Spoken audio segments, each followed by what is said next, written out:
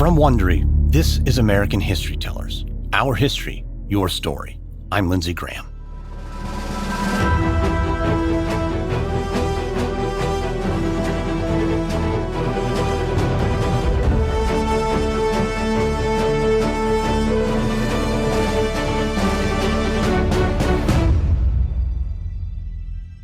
We are halfway through our series on what President Hoover called the Noble Experiment, the period between 1920 and 1933 when, at least officially, America went dry. Prohibition begins on January 16, 1920, when the 18th Amendment to the Constitution goes into effect. The amendment states that the manufacture, sale, or transportation of intoxicating liquors within, the importation thereof into, or the exportation thereof from the United States and all territories subject to the jurisdiction thereof for beverage purposes is hereby prohibited. Overnight, bars and breweries became illegal. At the time, supporters of Prohibition were confident that it would mark a new era for America. After all, no amendment to the Constitution had ever been repealed. Senator Morris Shepherd boasted proudly, "There's as much chance of repealing the 18th Amendment as there is for a hummingbird to fly to Mars with a Washington Monument tied to its tail." But he would be proven badly wrong. And in the next few episodes of the series, we're going to hear how the Noble Experiment fell apart. But before that, we thought it was time for a quick recap. So how did we get here? From the rum shops every year in America, 60,000 of our citizens reel out into eternity and taste a drunkard's death. There's a war about this in America, a war of mothers and daughters, sisters and wives. Here in America, good men take the pledge, a pledge to be an American, and a pledge not to drink alcohol. Slums will disappear, men will walk upright again, women will smile, and children will laugh again. Wine, beer, and whiskey, we won't have it anymore, thank goodness, because of Prohibition. Of course, Prohibition didn't happen overnight. It took years and years of protests, lobbying, and direct action before Congress acted. We began the series in the 1800s with the Anti-Saloon movement. Two groups in particular stand out, the Anti-Saloon League and the Women's Christian Temperance Union. The Anti-Saloon League was single-mindedly focused on banning alcohol by any means necessary. They were famous for using newspaper articles and radio appearances to ramp up pressure on politicians, methods that would change American politics forever. The Union, on the other hand, had a broader set of demands and saw getting rid of alcohol as a way to protect women's safety and civil rights. The campaign against the saloon brought together these and a whole range of organizations who joined the cause to fight not just alcohol, but unions, immigrants, minorities, and the changing face of America as it entered the modern age. These groups used different tactics, from lobbying Congress to more direct actions. Remember this one. "Good day, you donkey-faced bedmate of Satan. We demand you close this saloon." Well, this is different for a Tuesday. Politely, you ask the women to leave. The customers laugh and return to their drinks. But one day, a year later, that same woman barges into the saloon. "I told you last spring to close this place. You did not do it. Now I am back. Get out of the way." The men at the bar, nursing hangovers with their hair of the dog drinks, stare in disbelief. The woman reaches under her shawl, pulls out a rock, and hurls it at you. The bottle shatters over your left shoulder. You dive under the bar as a second rock hits another bottle, showering you in glass and whiskey. "Men, I've come to save you from a drunkard's fate. I'm going to break up this den of vice." Bottles crash to the ground. Liquor spills everywhere. Men flee the bar as she starts belting out Proverbs 23. "Who hath woe? Who hath sorrow? Who hath strife? Who has complaining?" Then she runs out of rocks. "God be with you," she says, and leaves. That woman was Carrie Nation, and she would go on to attack dozens of saloons. Nation later swapped her rocks for hatchets, and her attacks became known as hatchetations, for which she was arrested more than 30 times.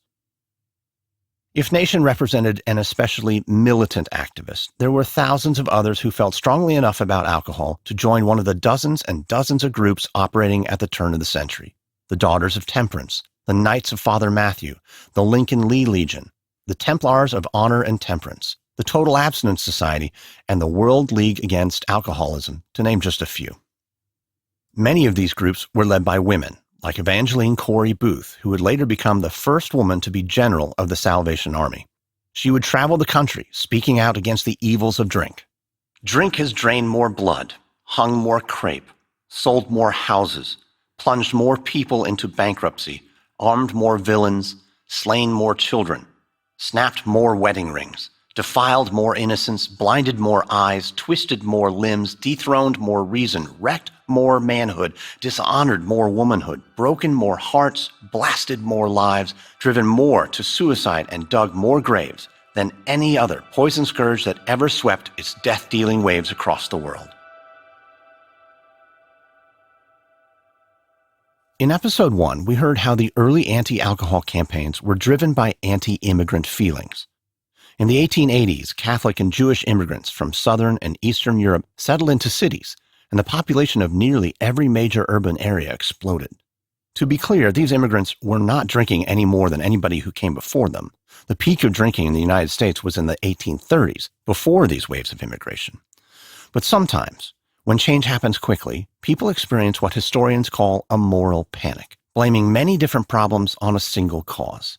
Sociologist Stanley Cohen of the London School of Economics popularized the term moral panic in the early 70s, and more recently, historians have used it to try to understand episodes in which large groups of people react, sometimes violently, in fear of a threat to prevailing social or cultural values.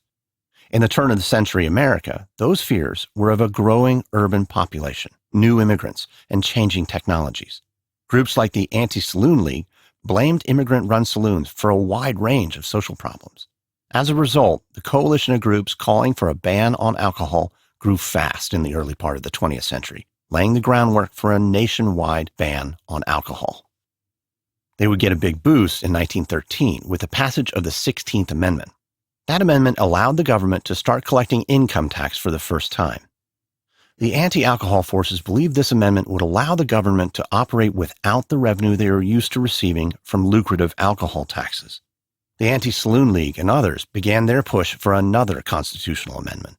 An amendment would make the ban on alcohol as permanent and wide-reaching as possible. The same year the income tax amendment passed, there was the Webb-Kenyon Act, which made it illegal to transport liquor across state lines. Prohibition suddenly seemed like a real possibility. Everything was in place, but it was going to take a force from outside America to push the cities into becoming dry.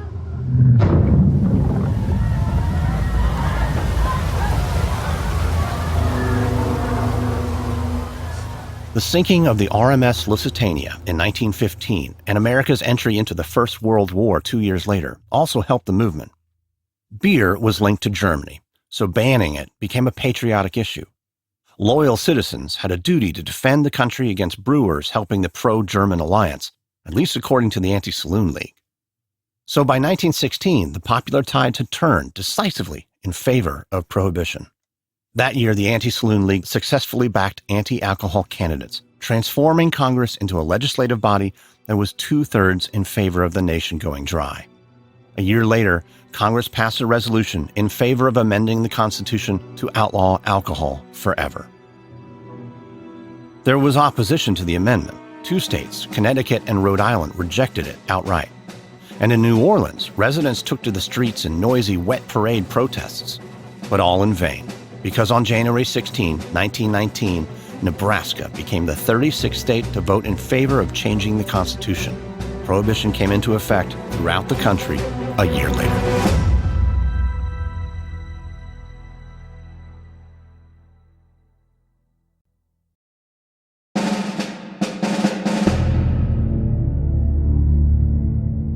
No sooner was prohibition the law of the land that people started finding ways around it. Some, especially the rich, stockpiled huge amounts of alcohol. Possession of alcohol was never actually against the law. It was the making or selling of it that was illegal. So long as you said the bottles you had were in your cellar before Prohibition took effect on January 16, 1920, you were not breaking any laws. Anybody who could afford to stock up before the country went dry did. J.P. Morgan, the legendary banker, bought 1,000 cases of champagne to weather the impending dry spell. But those without the wherewithal to buy 1,000 cases took trips across the border to Canada or Mexico, where alcohol was still legal. This new alco-tourism industry thrived, And it wasn't long before scrappy tour guides invented the first booze cruises, which brought thirsty Americans to places like the Bahamas, Bimini, and of course, Cuba, where all is gay. Why don't you plan a wonderful trip to Havana? Hop on a ship and I'll see you in C-U-B-A. just 90 miles from Key West, Havana would become a very successful destination for little dancing, gambling, and rum. But you didn't have to go abroad to get a drink. The booming smuggling business brought it right to you. Rum running was just a generic name for smuggling. The big money was in Scotch whiskey, brandy, and champagne shipped from Europe and Scotland to Cuba and the Bahamas, where the rum runners would buy it and smuggle it into America. In episode 2, we heard about one of the most famous smugglers, Captain Bill Mccoy. He would fill his boats with alcohol from ports in the Caribbean and later from French islands off the coast of Canada. To get around American law enforcement, he would sail to an imaginary line 3 miles off the U.S. coast, where international waters started. Smaller boats, manned by bootleggers, sailed out to meet him, bought the booze, and smuggled it back to America. Smugglers like Bill Mccoy made a fortune, but as Prohibition wore on, they couldn't keep up with the demand for alcohol. More and more of the alcohol was manufactured inside the United States. That alcohol came from a few different sources. One was from people who tried to make alcohol from whatever they could find, from paint thinner to shoe polish. The second was when people made it the old-fashioned way, in small pot stills from grain or sugar. Some moonshiners toiled over a single still buried in the countryside, but others ran major operations, often in rural southern towns. The quality of that bootleg liquor was an issue almost right away. Every city had seen major outbreaks of alcohol poisoning. But despite the dangers, it was relatively easy to find alcohol in Prohibition-era America. In episode 3, we heard about the speakeasies that sprang up all across the country. There's no way of knowing for sure how many of these illegal bars were operating during Prohibition, but even the most modest cities had thousands. As quickly as the government would shut one down, a new one would open. For the owners, the money made it worth the risk. At the El Fay Club in New York, Texas Guinness, queen of the nightclubs, presided over a speakeasy empire, opening new clubs upon each arrest, but raking in cash, enough to make her one of the richest businesswomen in New York, and one of the most popular. "Hello, sucker. Come on in and leave your wallet on the bar." A young woman has just finished her dance number. "Give the little girl a great big hand." The crowd starts applauding as the dancer takes a bow. The band starts to play again. The drunk from the audience gets up, stumbles over the stage, and starts handing out $50 bills to each band member. "Wow. Just what business are you in, sir, to have such cash to throw around?" "I'm in dairy produce." "Give a big hand for the big butter and egg man." These underground drinking spots also brought about big social changes. Unlike most of the old saloons, women were welcome to drink in the speakeasies, and this transformed the world of dating. For the first time, women had the chance to meet new people on their own terms. Speakeasies were also a place where black and white people danced and drank together, helping to break down some of the old segregation. Of course, if it was easy for regular people to find speakeasies, then it was just as easy for the federal government, who dispatched agents to clamp down on the underground alcohol trade. Agents like Izzy Einstein. "There's sad news here, pal. You're under arrest." That was Einstein's catchphrase whenever he busted anyone. And if you think this sounds more like a scene out of a vaudeville comedy routine than a raid on a bar by a federal agent, that was by design. Izzy Einstein and his partner Mo Smith brought an element of showmanship to their work. Einstein spoke 7 or 8 languages and was keen on dressing up in character. Over the years, he disguised himself as a Texas cattleman, a French maitre d', and an Italian fruit vendor, among many others. Together, Izzy and Mo made nearly 5,000 arrests in under 5 years. At times, they made nearly 50 busts a day. But those arrests represent only a drop in the ocean of moonshine being made and sold at the time.